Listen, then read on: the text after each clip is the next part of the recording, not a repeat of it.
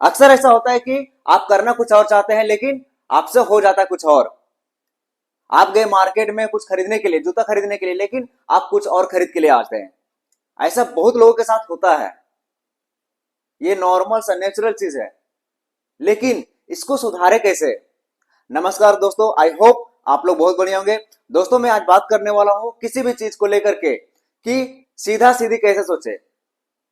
आई बात समझ में कि किसी भी चीज को लेकर के कैसे क्लियर हो कि मेरे को यही चीज करना है, चाहे वो शॉपिंग से रिलेटेड हो, आपके लाइफ से रिलेटेड हो, या फिर किसी भी फील्ड से रिलेटेड हो। इसमें ना बहुत लोगों को कंफ्यूजन होता है, सोचते कुछ और है लेकिन कुछ और हो जाता है। सीधा सोचने के लिए आपको पहले सीधा को समझना होगा।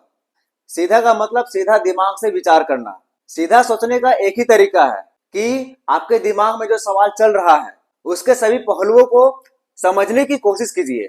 किसी भी चीज को ध्यान से सुनिए, ध्यान से देखिए और उसको समझने की कोशिश कीजिए।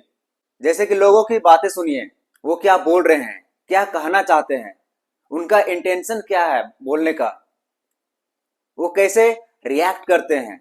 आपके जो मन में जो सवाल आ रहा है उस सवाल को समझिए, क्या वह सवाल सही है?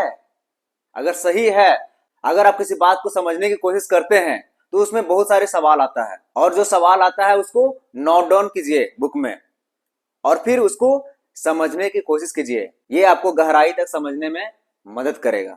अगर आप लोगों के बीच में रहेंगे तो आप सीधा सीधी नहीं सोच पाएंगे। अगर आप गुस्सा कर रहे हैं, आपको टेंशन है किसी चीज को लेकर के, तो आप किसी भी चीज को लेकर के आप नहीं सोच सकते अच्छी तरीके से, सीधा सीधी नहीं सोच सकते हैं।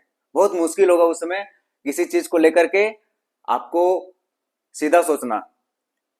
तो कोशिश कीजिए कि इन चीजों से दूर रहें।